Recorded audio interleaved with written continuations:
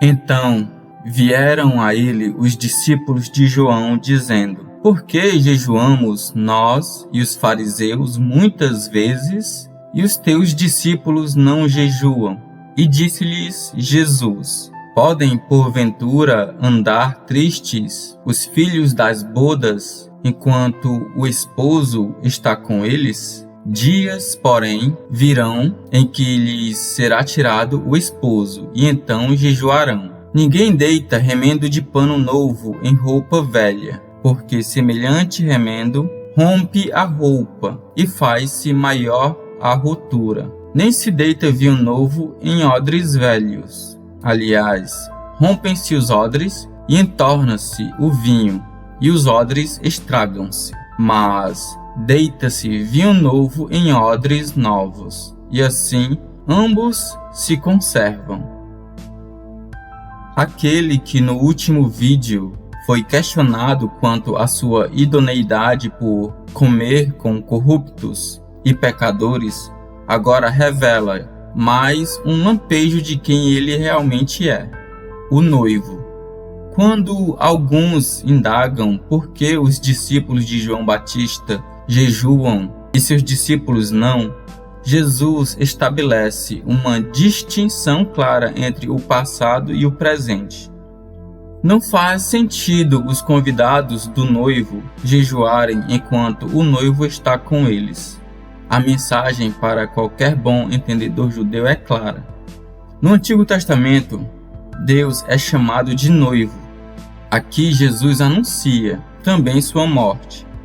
Viria um dia quando o noivo seria tirado.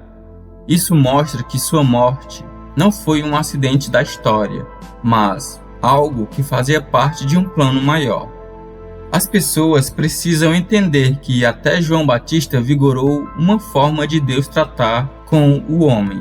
Até ali o homem foi testado sob a lei dada a Moisés. E ficou claro que ninguém seria capaz de ser salvo obedecendo aos mandamentos. Jesus, o Filho de Deus, era o único capaz de obedecer, e ali estava ele prestes a trocar de lugar conosco. Ele se colocaria no lugar que nós merecíamos estar, sob o juízo de Deus e na morte. E nos colocaria no lugar de onde veio e onde não mereceríamos estar, o céu. Mas não seria possível receber isso misturando a velha forma de Deus tratar com o homem, a lei do Antigo Testamento, com a nova, a graça ou favor imerecido. Não seria possível tentar ser salvo por boas obras quando Deus queria salvar por graça, independente da conduta ou boas obras. Tentar misturar as coisas seria como costurar remendo de pano novo em vestido velho. O rasgo ficaria ainda maior. Ou guardar vinho novo, ainda fermentando, em sacos de couro velho, que já não tinham elasticidade. Não é justamente isso que as religiões cristãs tentam fazer emprestando coisas do Antigo Testamento? Não emprestam apenas a ideia da salvação pela obediência aos mandamentos, mas também elementos exteriores do culto a Deus.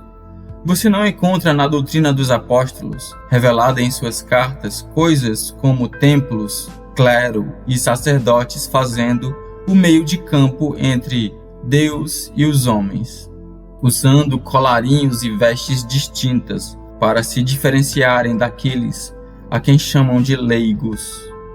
Você também não encontra altares, incenso e rituais. A lista é interminável. Leia as cartas dos apóstolos e verá que existe uma diferença enorme entre o que os primeiros cristãos faziam e esse cristianismo fantasiado de judaísmo que existe por aí. A diferença entre a salvação por boas obras e a graça, entre judaísmo e cristianismo, é tão grande quanto a diferença entre a morte e a vida. E Jesus está a ponto de demonstrar todo o seu poder, trazendo uma menina morta de volta à vida. No próximo vídeo.